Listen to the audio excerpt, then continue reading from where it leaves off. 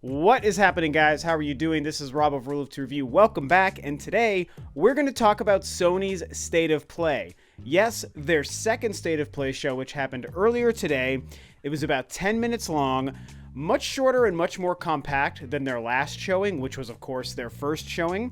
And yeah, I thought it was pretty interesting, and I kind of wanted to talk about it because I have a lot to say. So I discussed their first State of Play when they first aired that a couple of months ago. And we all know at this point what Sony's State of Play is. It's their attempt to basically ape or emulate what Nintendo has been doing for several years with the Nintendo Directs. It's been kind of polarizing because I think a lot of people had a lot of cynical, snarky comments and remarks and opinions about the whole idea in the first place. Here we go, Sony copying Nintendo again. Oh my gosh, Nintendo already does this, and here's Sony, half-assedly trying to do the same thing. And of course, what didn't help is that first showing really wasn't all that good and wasn't very exciting. And like I said, I discussed it when it aired, and while I didn't really love necessarily the content that they showed in that first showing, what I did enjoy, and I stated this in my review at that time, was the format. I feel like the format is still nice and crisp and silky smooth and appealing looking as far as the graphics and stuff that they're showing us. The transitions from game to game to game. Yes, it's the Sony branded version of exactly what Nintendo Directs are, but I don't see that as inherently bad. And I feel like if we're willing to give, any company some sort of credit for something that they might pioneer, well, then at some point, a great idea that's pioneered is going to be copied or going to eventually become an industry standard. And I don't think that there's anything wrong with that because it just shows how good that idea was in the first place. And so, long story, not really short at all, that's why I think that the State of Play concept is great. Microsoft kind of tries to do their own thing with Inside Xbox, and they haven't really figured that out yet and found a way to make it entertaining. But just because Nintendo was the first to do something like this doesn't mean I'm not willing to welcome the other companies trying the same thing. I mean, I love Sony, I love Microsoft. Just because Nintendo's my favorite doesn't mean I don't want to see them do great things. So I want to hear about new games for the PlayStation. I want to hear about new games for the Xbox, just like I like doing the same for the Switch and for my Nintendo devices. So I love that this is happening. Now, when we come to today's State of Play, they told us just a few things when they were letting us know what they were going to do. The main thing that they said a couple of days ago when they announced this was that it was going to be 10 minutes. Nice and short, nothing fancy, 10 minutes. We're talking PS4 games, so there you go. Oh, and they let us know that they were going to discuss one of the games that I'll bring up here. So they really set people's expectations, which I think was very smart.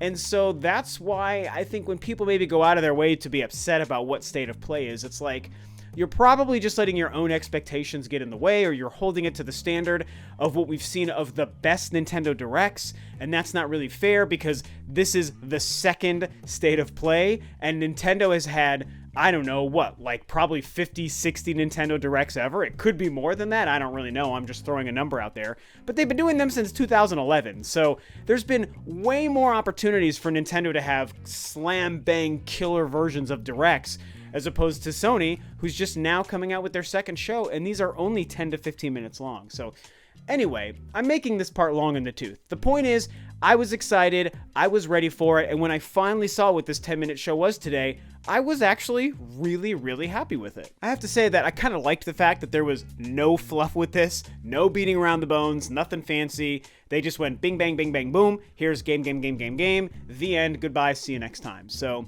pretty cool stuff. So let's talk about some of what they showed and why I was so happy with it. The first thing that they showed was my favorite thing of the entire show, and they confirmed a very huge and very expansive expansion pass for Monster Hunter World. It's called Iceborne, and I am thrilled about this because I think Monster Hunter World is easily one of the very best games of the entire generation. I am a longtime Monster Hunter fan, going back, I don't know, more than 10 years, and I've played every game in the last 10, 15 years. And I love the classic formula for Monster Hunter, but I am one of those people that actually does think that Monster Hunter World perfected and improved on the formula. It's my favorite Monster Hunter game.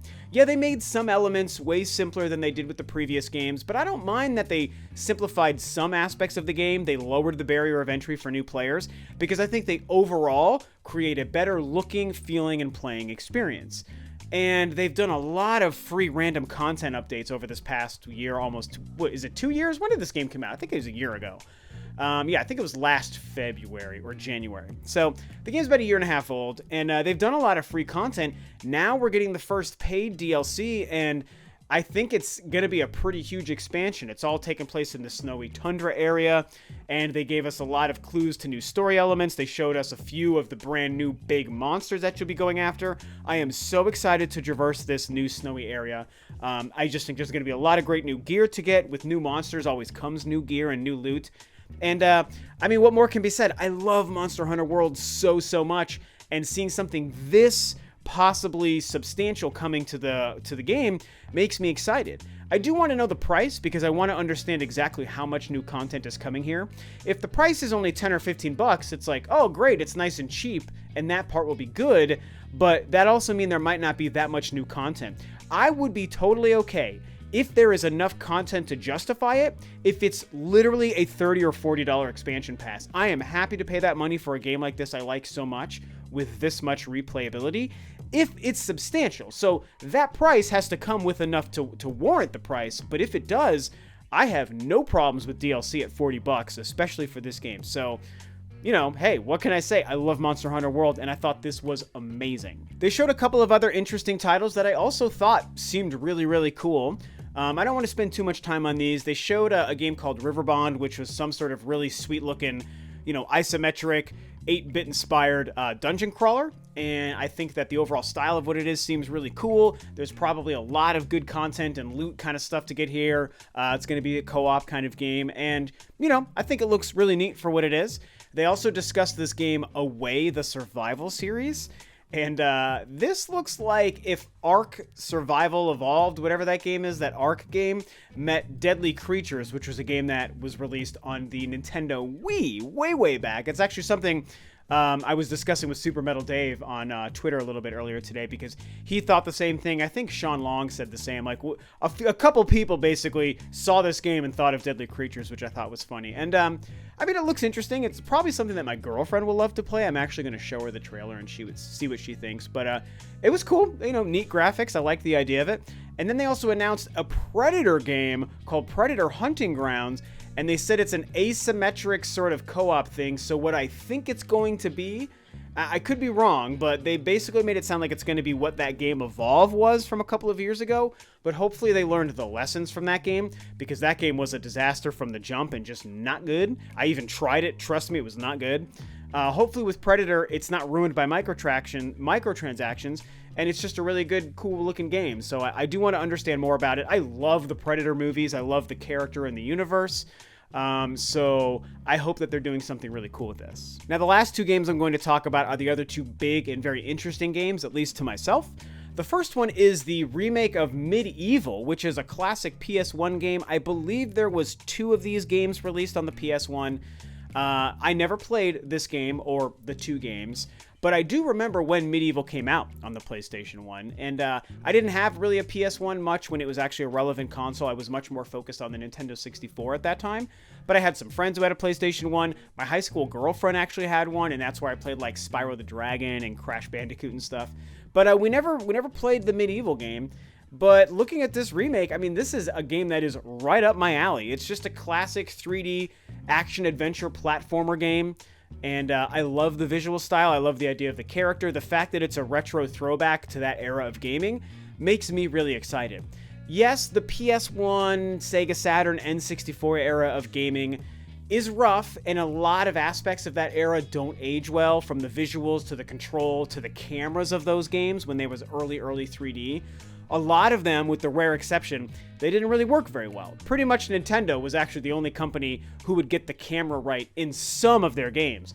Mario 64 and Ocarina of Time come to mind. Banjo-Kazooie, which was a rare game. You know, most of the games on the 64 were getting it right.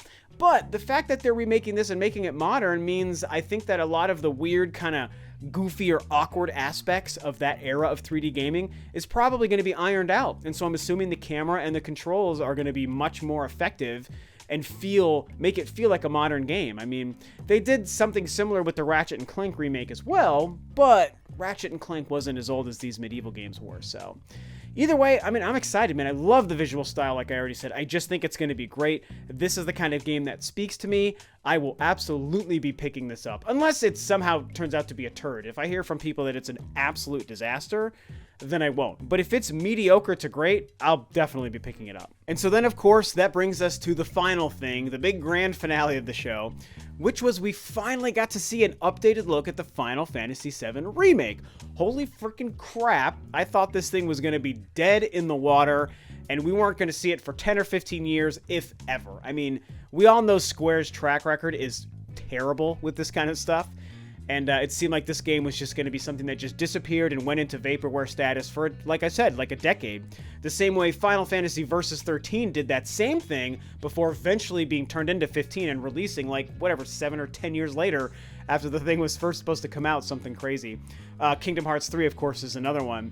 But hey, we saw this updated look. This was a surprise. I think there were some rumors or leaks a few days ago, but nothing confirmed. So for most people, myself included, this was a huge surprise to see this show up here. And, you know, it was like a 1.5-minute trailer or something. It had definitely some typical Square CG stuff, but it actually had a fair amount of gameplay. And I'm going to be honest with you guys, I've never played the original Final Fantasy VII. I've seen some of my friends play it way back when it was brand new, but I really never played it, never watched it, never paid attention to it. So I can't really compare much of this compared to that game, other than, you know, I know the visuals and the graphics of that old game, and obviously this is like it's like a whole new world, man. Like, this game looks visually impressive, and from what I see of the combat, it definitely does appeal to me because it doesn't seem really turn-based. It seems like it's like an action-adventure kind of game. And I'm going to be real with you guys with this too. I'm really not a big turn-based guy either. There are turn-based games I've enjoyed in the past, but for the most part, like Tales of Symphonia and Octopath Traveler on the Switch, those are the only turn-based games I've really enjoyed. So I would like to see this Final Fantasy VII Remake become more of like a real-time action sort of game. I know that, you know, Final Fantasy purists or diehard JRPG fans might hate that, and I hear ya. You know, I would rather you get what you want out of it than I get what I want out of it. But in a world where this does turn out to be a real-time game and not a turn-based game, you know, it may suck for you guys, but for me, it's going to make me happy and excited, and it means I'll probably pick this game up. But we still don't know what's going on with, like, the episodic thing. There's still a lot we don't really know. At the end of the day, it was just nice to see it. It was nice to see gameplay. We got confirmation this game is still being worked on, and for now, it's still being told to us as a PlayStation 4 game. Another interesting thing to think about, because this was all about PlayStation 4 games. Sony said that, they said that many times on Twitter, and even during this show. They basically did confirm that, yes, this is a PlayStation 4 Final Fantasy VII Remake. So that's very exciting, but my theory is, along with a couple of other Sony games we're still waiting on, I think that this is going to be a PlayStation 5 game, you guys. I think most of us expected it would be, but today obviously changed that because they are now claiming this game to be a PlayStation 4 game. So to me, it's either going to get delayed and not released on the PlayStation 4, or it's going to become cross-generation like what I think they're going to do with The Last of Us 2. Something else that could happen here that I don't know if many people are considering is if we go back to the episodic aspect of this game, what if they're just releasing, what if just the first episode of this is the only one that's going to be released on time to release on the PlayStation 4, and then all the subsequent episodes are going to become PlayStation 5 releases, you know?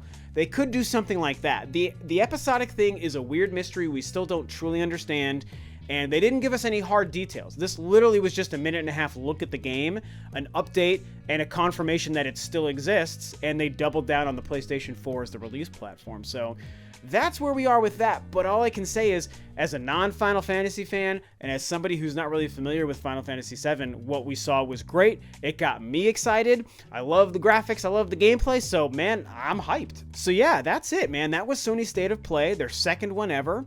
I think a far, far better show, mostly because the weird awkwardness of it being the first show is already done. We've already been through that first show. They got all the VR nonsense that no one cared about out during that last show. And so this one was just focused on actual games. They had some surprises. They had big games people cared about. And making it such a small show means I think that even though some people had high expectations, most people I think just took it for what it is. They just looked at face value. Hey, Sony gave us just a 10-minute package of a couple of video game trailers. It's nothing more complicated than that, so we don't need to dissect it to the point where we're like, oh, it was a huge disappointment and it's going to kill Sony and the PlayStation brand forever. Like, it's not that serious, you guys. It just was a couple of trailers released in one live stream package. And for that, it was really, really solid. It has me excited for the future of these things. I'm totally into the state of play concept, just like I love Nintendo Directs. And something that they pointed out in their blog post, and I tweeted this a couple of days ago as well, is that they basically said that they said something where they're like, oh, you know, this state of play is not going to feature any next generation talk this time, just so you know not to get excited. And as I tweeted, I was like, they said no next gen talk this time. That shows us, at least as far as I can see, that their long-term plan with State of Plays could be to give us some of the real goods that we want out of shows like this, which means it could be the place where they might announce next-gen hardware or hardware of any kind or huge game reveals. I mean, the sky's the limit, really. So either way, at the end of the day, it was great. I had a lot of fun with it. 10 minutes of trailers, you can't go wrong. I liked every single game that I saw today, so I'm excited. What did you guys think? What are your opinions on this? Do you think it's still a dead-in-the-water idea and Sony's dumb for trying to do it? Or are you like me and you thought it was actually a pretty good show and you're excited for future shows? And what did you think about all the games that they showed today? I want to hear what you guys think about Sony's lineup so far. So that is going to be it for me, of course, today. This video is a wrap. Thanks, of course, for tuning in, guys. This is Rob of Ro2R, and I'll catch you next time on another video.